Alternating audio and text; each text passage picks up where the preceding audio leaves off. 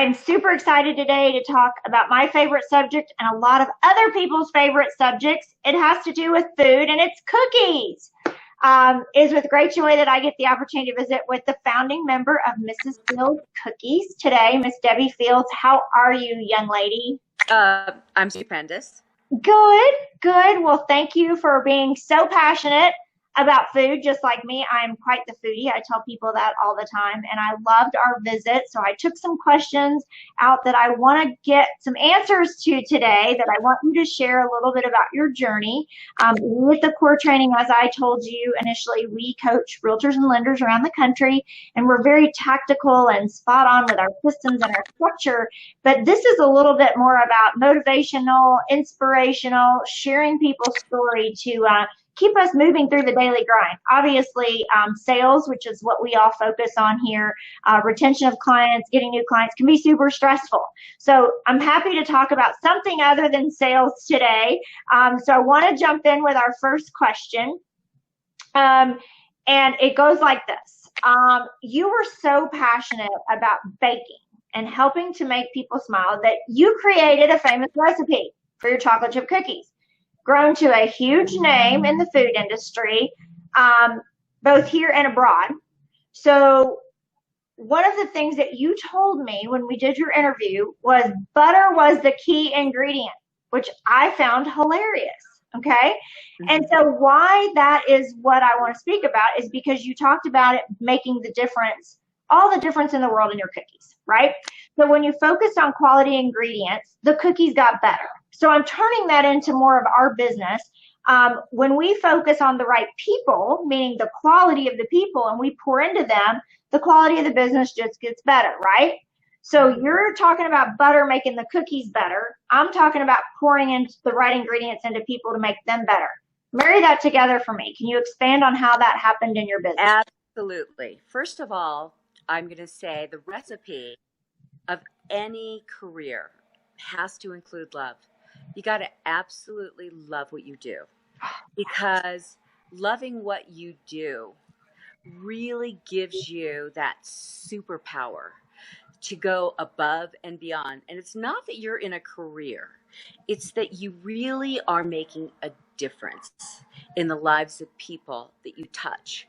And you realize that, for me at least, in the world of Mrs. Fields, I discovered a game changer when I was making cookies, because I was using ingredients like margarine and imitation vanilla, and it was called a chocolate chip cookie. And people said that it was really good. But until I got my first job, my first paycheck, and went to the grocery store and bought real butter, real chocolate, pure vanilla, and I went home and I used the best ingredients and lots of them, I realized it was a transformation. That quality absolutely is the game changer. And yes, I knew that when I took my first bite, I was like so blown away. I made a commitment to myself. I said, no matter what, I will never compromise. I will only use the best ingredients. And you know why? Because one, when I made something, I wanted to love it. I wanted to share it. I wanted people to taste it because I was so happy and so proud. And the other thing is that, you know, truly, everyone deserves to have the very best product. And when I would share the products with people, I mean, it was just like, wow. And I think for your business and even for my business, you talk about being in sales, and I'm in the cookie business, but you know what we're really in? We're in the feel good feeling business. Yeah. Our role, our mission is not to sell products and services. Our mission is to sell an experience, is that wow factor, that feel good feeling. Because if you can get that, that translates to hearts and souls, and honestly retention of customers. Because sometimes we make mistakes. Right. Sometimes we're not on time, there's a flaw. But when you love what you do and you love the people that you're sharing your product and services with, and you also believe that you are totally making a difference in the lives of everyone you touch, it really changes the way you feel about stress. You Yes, know, absolutely. it really changes it up. Right. And so, And so that goes right into our business coming back around is that you said, I want my clients to have a wow experience. We teach that in coaching. Like we we all have a glass ceiling, so we can only go so high without our help. So when we bring people in that love what they do, they help us wow our clients and have a great experience. Then those people continue to refer their business to us, whether it's to do a mortgage or to buy a house. And I know you had a huge following and referral base with your business for many, many, many, many, many, many moons because of that very thing. You provided a wow experience, and they returned and told other people about the cookie. and you know what? It really is what really will set people apart, aside from having a great product, and also the fact that, the people that are listening to this really believe in what they're doing. Yes. But you know what? It's all relationships. Yes. And the idea that you can literally have such impact in the direction and the happiness and the joy of finding people homes. I mean, come on. This is the basics of helping people connect to something that we all want, and that is a place to call home. Sure. And chocolate chip cookies do that, and amazing people that have resources to listen to people and find those dreams that people want to invest in. I mean, wow. We work hard at it. We work very hard at wowing people, as you did. So let me change the focus for a second. I took a quote out of our talk initially, and I'm going to quote you, quote unquote, focus on your client's smile or their satisfaction, and the cash register will ring. I love when you said that in our initial interview because I personally believe the exact same thing in our business. If we take care of the client and the experience, which is exactly what we're talking about, they're going to refer us. So what are the things that you did to give your clients that smile or that experience? What made them come back and be a raving fan of your cookies for all of those years? I would have to say that just spoil them with what I would call sampling. I mean, first of all, when somebody would come to our counter and they would say, well, what's the price of your product? That was an immediate reaction for me to teach my team. The only way to answer that question is to pass over free samples and free flavors so that they could make a decision based on the product and not be making a decision just on price. Because there has to be a difference, because product and services, what really makes them stand out? Well, it's going to be the bells and whistles. And the best way to introduce those bells and whistles is for people to taste the difference. I could not promote like this is the world's best. I thought that people should make that decision, but I could sample them like there was no tomorrow. Now, the second thing I did is all we needed to do is make sure that every customer was smiling, because when you're in the feel good feeling business and all your mission is to generate smiles, that is when I really believe that you don't have to worry about the cash register and money coming in, because it will flow.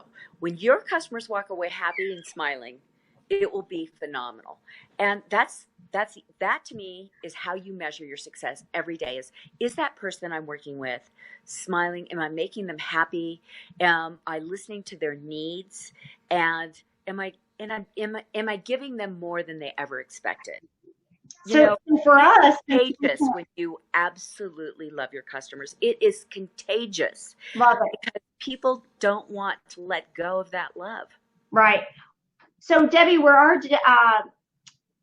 our business is different is that we don't get to do a taste test. So that's why it is so big of us to take care of the clients throughout the whole process and work on the client smile and the satisfaction, so they run out and tell people about what that experience looks like, so they come back to us so our cash register can ring. Is that what I'm hearing?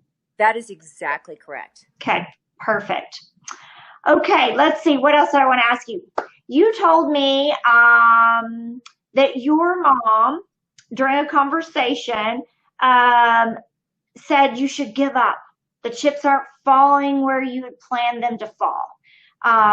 Did that put a chip on your shoulder and push you to never stop, or did it give you some doubt to give up on your dream? Because listen, we in sales take celebrations, victories, and then we take defeat every day.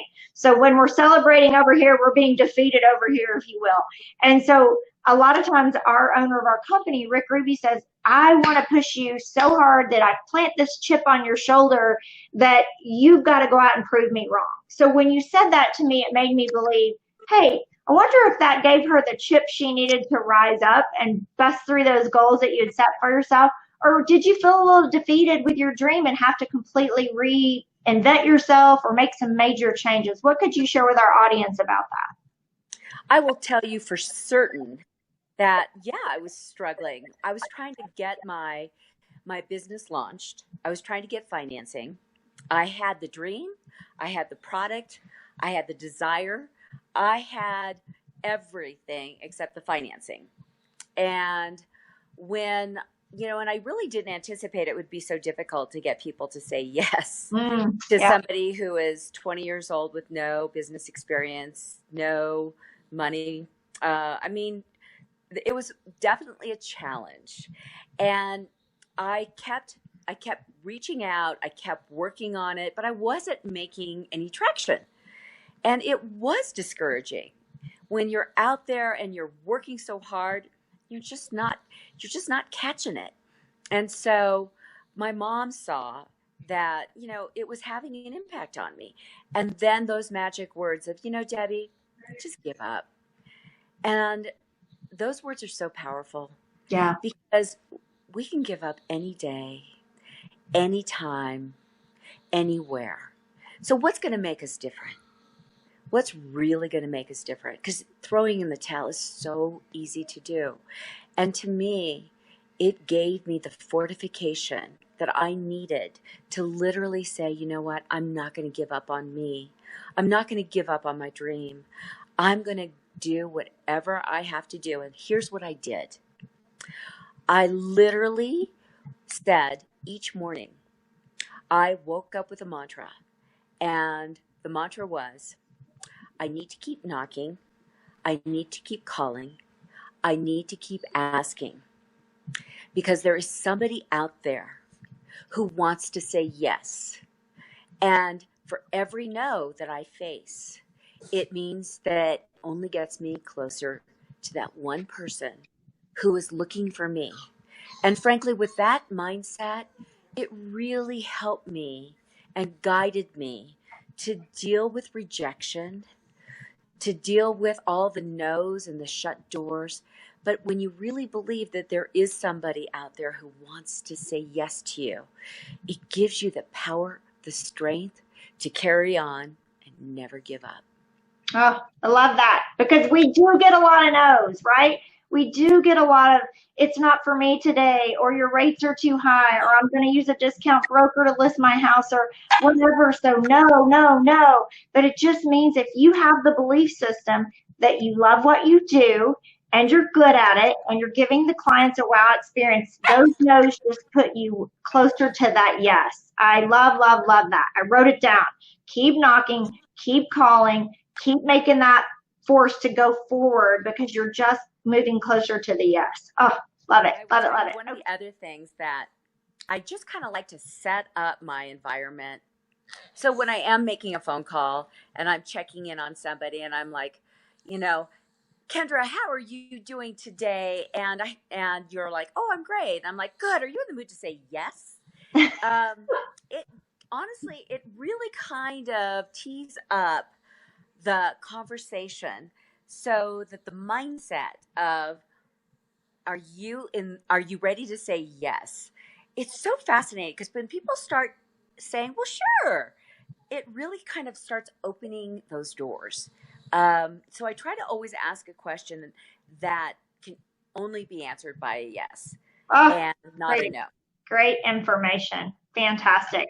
We have a guy in the Corps who taught me when I first got in the Corps. He said, before you start picking up the phone cold calling, call somebody that loves you. And so he would always call his dad every morning. His dad would say, I'm so proud of you and I love you. And he said that would just prepare me to go just bust through whatever I needed to bust through, all those no's for the day, just knowing that I made my dad proud and he loved me. So that's kind of that mindset, right?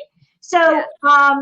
you had a great run with cookies, 1977 all the way through the early 90s when you sold the company. We have people watching this and listening to this are grinding it out for 5 years, 10 years, 15 years, 20 years. You know, I'm approaching the 30-year mark. So can you give us a couple tips on things that you did to help you have that long and prosperous career? Did you have a daily routine? Did you, did you have a gratitude journal? I mean, what were a couple things that you could share with our audience that really helped you have that long career? Because we know that daily grind and all of those no's, it'll burn you out. So I know there's got to be things that keep you pushing through those long years and maybe not your best years in prosperity or whatever. So can you share a couple things with us? Oh, absolutely. I would have to say that first of all, you got to have fun. I I love breathing. I love breathing. You know, people are always they're like, why are you so happy all the time? It's because I really love my moments. I treasure life. And so, in that process, as much as possible, I got to have fun. I got to work with people that, I mean, because frankly, the people I worked with were like my family. I was seeing, you're seeing them every day. So I wanted to build relationships that meant something. But more importantly, we had to have fun. So, in retail, sometimes you just you just have to add incentives and you have to stay motivated. So, in the very beginning of my business, I did a couple of things. I put in hour by hour management because it's one thing to have projections to do like $250,000 in sales per year. But you know what? How do you really reach that? How do you attain that? How do you teach others to achieve that? And I thought, look, let's break it down to hour by hour management. And so I would tell my team, okay, everybody, all we need to do is $25 this hour, right now, this hour, and let's do it. And then when we'd achieve it, we would ring bells. We would have so much fun. The other thing is, I do get bored. So, also every hour, everybody had to change position. So, if I was in the back mixing, somebody would take my position. I'd go back to selling. So, we would have competition. Everybody always thought that their cookies were better than mine. They thought their sales skills were, absolutely flawless against mine. And the other thing, the cross training was so good. But the key is to keep it fun and to keep everybody motivated so that they're not doing the same thing day after day. But more importantly, they understand the entire aspect of the production, the service, and the pride that goes into having absolute knowledge. See, I'm a big believer. There should not be any black boxes in business. You need to teach everybody what you know, but don't teach them the details, teach them the philosophy. Like, what is our purpose?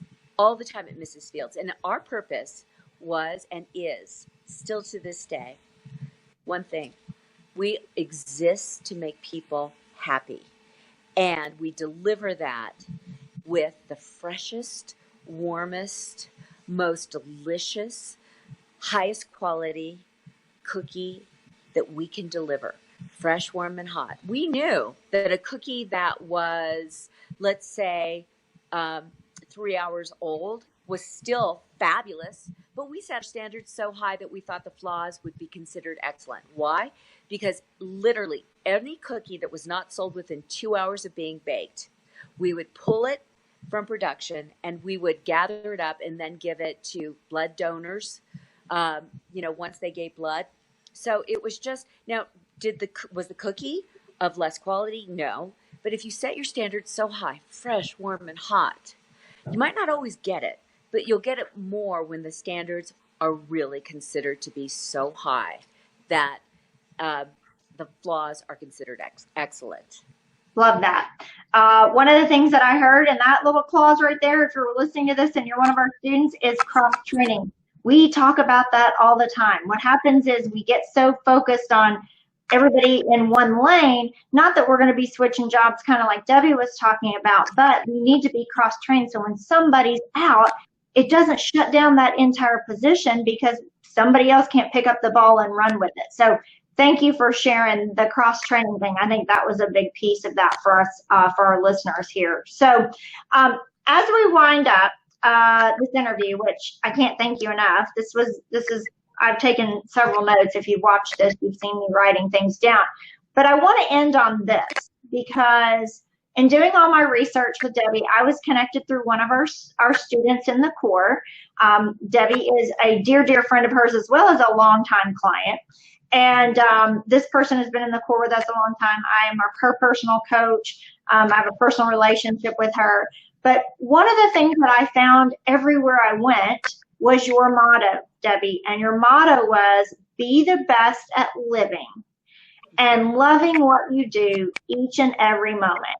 And if somebody's watching this, they can see how passionate you are about what you do and have done, and how you married a passion for food to a passion for putting smiles on people's faces, to the point that you were able to grow this business for it to be just an astronomical industry, and then pass it off. And now you're still sitting back, pouring your passion into it, spreading the word. So be the best at living and loving what you do each and every moment. As we wrap up, tie that into your entire story. Well, I'll say that really ties into the philosophy and motto of Mrs. Fields, and that is, good enough never is. And the way you set yourself apart is whenever you say, oh, that's good enough, that is an immediate call to action to stop what you're doing and to realize that you're compromising. That's when mediocrity can step in, and you want to stand far apart from that, because you know what? We don't want to end up as Me Too's. We want to stand out. And the way you do is to always remember, good enough never is. Give it your very best. Now, that doesn't mean you have to be an expert. It just means that you have to know in your heart that you gave it your all and your very best. And you didn't leave it kind of half done or compromised. So proud of the work you do. Touch everything and just put the biggest signature on it and just say, you know what, it's my best work. I love that. So you don't have to be the best, you just have to be your best. So right. As we wrap up with Debbi today, I can't thank you enough for your time and your message. I know our students are going to absolutely take some wonderful things out of here. We don't have enough fun. We don't cross-train enough. Some of us aren't wowing our clients, so we need to step up and be better. We need to pour more butter as ingredients into our people. So Debbi, thank you so very much for changing our food industry, but more importantly, changing our lives with your story today. Hope you have a great day. I've got a great way to end this. Remember, Perfect. You know how much I love butter? Yes. So just tell everybody listening, butter up your customers with love and kindness. Fantastic. Thank you, Debbi. Have a great day. I will. Bye-bye. Bye-bye.